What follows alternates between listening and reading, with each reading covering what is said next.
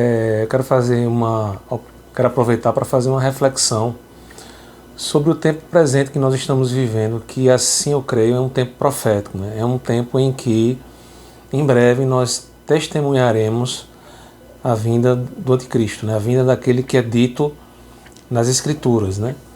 Pela boca do Senhor, pela boca do apóstolo Paulo e dos profetas, como o profeta Daniel. Então, gente, por que é que eu creio que nós estamos vivendo esse período que antecede a vinda do anticristo? Primeiro, porque nós estamos vivendo uma época de grande apostasia.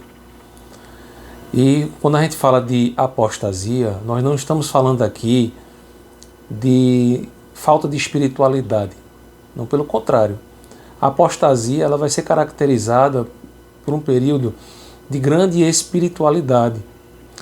A apostasia ela vai ser caracterizada, né, assim como já está sendo caracterizada, assim eu creio, por um aumento da liberdade de culto, né, da liberdade individual de cada pessoa buscar aquilo que ela crê ser certo, ser bom para ela, ser verdadeiro. E essa época nós já estamos vivendo, né? Foi uma época que foi profetizada pelo apóstolo Paulo na carta aos Tessalonicenses. E por que é que eu falo com tanta propriedade, pessoal? Por que é que eu falo assim, com tanta certeza de que a gente está vivendo esse tempo? Primeiro, porque eu estudei, né? Eu estudei bastante sobre esse assunto. Né? Eu sou mestre em História, né? E a minha tese foi sobre o esoterismo. Né? E no meu estudo sobre o esoterismo, né, eu me deparei também com uma ênfase muito no estudo sobre a antiguidade clássica, né? a antiguidade greco-romana, né? Junto ao espírito do Renascimento. E por que é que eu estou entrando nesse mérito, pessoal? Por que é que eu estou falando aqui da antiguidade clássica? Por que é que eu estou falando aqui do Renascimento? Porque esses períodos, né, em especial o período do Renascimento, assim como o nome já diz, foi um período onde houve o ressurgimento, digamos assim, a busca, a vontade da busca do homem, né, da sociedade daquela época, a busca pelo novo, né? A busca pelo ressurgimento daquilo que eles julgavam ter perdido. E o que é que eles julgavam ter perdido, pessoal? Eles julgavam ter perdido a riqueza, digamos assim, né? A sabedoria, digamos assim, dos gregos e dos romanos, né?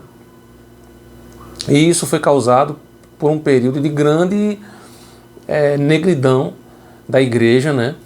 Onde a igreja ela patrocinou, né, um período um período sanguinário, né, que a gente sabe, né, e que durou, né, com a Inquisição, que durou muito tempo, né? E por que que houve o ressurgimento desse conhecimento? Por que que foi valorizado o conhecimento antigo, né? Justamente por conta das atrocidades que foi cometida pela Igreja Católica, né? Infelizmente, foi uma época em que para o cristianismo, né, foi muito ruim, porque fomentou também a busca por alternativas no coração dos homens, né? E uma dessas alternativas era a busca de uma nova religião, né? Então o Renascimento ele refloresceu, digamos assim, ele fomentou, ele ajudou, né, para que as pessoas, a sociedade daquela época, eles buscassem, né, uma alternativa que não uma religião fanática. Isso aconteceu justamente no Renascimento. Então o Renascimento ele fomentou o ressurgimento e o renascimento, né, de várias religiões, né? Ele floresceu, ele fomentou o nascimento do misticismo, ele fomentou o nascimento de conceitos, né, que há muito tempo já estavam praticamente enterrados. E um desses conceitos, pessoal, foi justamente conceitos esotéricos, né? Conceitos antigos, religiões antigas, conceitos antigos que eram atribuídos, que são atribuídos por exemplo, aos egípcios, né? Então hoje muitas religiões que hoje existem, como o rosacrucianismo, por exemplo, entre tantos e tantos outros movimentos esotéricos, a própria maçonaria, né, ela bebeu dessa fonte, né, ela seguiu essa corrente que nasceu no Renascimento, tá bom? Então, o que é que eu tenho a dizer nisso, pessoal? É que as coisas na história não acontecem por acaso, tá bom? Não acontecem por acaso. O espírito do anticristo ele tem atuado há muito tempo, desde que a igreja foi formada, né? Desde que a igreja foi fundada pelo Senhor, né? Lá quando houve a descida do Espírito Santo, e ali começou a se formar a igreja, né? O diabo não parou de trabalhar, pessoal. Ao longo da história, ao longo do tempo, ele fomentou no coração do homem, não é, a sede pelo conhecimento, né? E por que a sede desse conhecimento?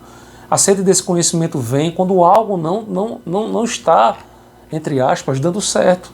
E foi o que aconteceu, como eu expliquei, que ao longo da história a Igreja Católica foi, né, fomentadora, né, dessa divisão, né? Foi fomentadora dessa, digamos assim, dessa fase que dividiu, né, inclusive a própria igreja, né? Hoje nós temos várias linhas denominacionais que, a meu ver, não haveria necessidade de existir. Não sei por que existem, né? Porque Jesus não criou o catolicismo, Jesus não criou o protestantismo, Jesus não criou o adventismo, né? Jesus não criou, enfim, as demais denominações. Ele não criou isso, ele fundou a igreja, né? E até hoje a gente bebe o efeito disso, pessoal. Até hoje a gente bebe o efeito disso, né? E segundo, por que é que eu creio que nós estamos vivendo esse período? Primeiro, por o seguinte: a partir do momento em que veio de volta o pensamento clássico, né, o pensamento pagão, com o ressurgimento do pensamento pagão, pessoal, que vem até os dias atuais, né, vem também um conceito que é inerente a todas essas religiões, que é, né, o conceito em um ser supremo, né, em um ser que virá, né, futuramente para resolver, né, as questões do mundo, né, e vem com um aspecto de paz, né, vem com um aspecto de harmonia, né, e o que nós estamos vendo. Há uma tendência hoje muito grande, né, principalmente no campo da religião, né, de haver essa harmonia, né. Muitos cristãos hoje não querem mais confrontar, não querem mais debater, né, confrontar, pegar a fundo, né, no debate. Eu vou dar um exemplo aqui, pessoal, de que há essa crença, né, como eu falei, com a vinda do paganismo, né, veio também essa crença fomentada em todas esses movimentos, né, esotéricos, né, essa confluência, digamos assim, para o mesmo pensamento, né, como eu falei, o pensamento de que haverá uma época e um ser, né, que vai trazer muita paz ao mundo, que vai trazer harmonia ao mundo, né? E os judeus, por exemplo, os judeus, né, acreditam que eles não acreditam em Cristo, eles não acreditam que Jesus é o Messias, eles acreditam que ainda virá o Messias, não é? O hinduísmo é outro exemplo, né? Apesar de ser religiões muito antigas, né, o hinduísmo não é um movimento esotérico, mas é uma religião muito antiga, né? Eles acreditam que vai haver, né, esse Messias, essa pessoa que vai trazer essa paz e que vai resolver, né, os problemas do mundo, que é o Avatar, né, Kalki, que eles chamam, né? O Buda, né, o budismo. E não apenas o budismo, pessoal, tá certo? Mas todos os movimentos esotéricos acreditam, né, nesse ser, né, que é chamado nas religiões não cristãs, digamos assim, a grande maioria é chamado de Grande Maitreya, né, que é um ser que vai vir, né, como de últimas linhagens, né, que vai vir para resolver o problema da humanidade, né, que vai trazer a paz, né. E o interessante, pessoal, é que em algumas religiões, né, como o próprio hinduísmo, né, quando eles descrevem a vinda desse ser, desses seres, eles também virão montados em cavalos brancos, né? E é interessante porque isso aí leva a gente para Apocalipse 6, né? Que diz que um dos primeiros cavaleiros vai ser um cavaleiro branco, montado num cavalo branco, vai ter uma coroa na sua cabeça, né? E um arco em uma de suas mãos, né?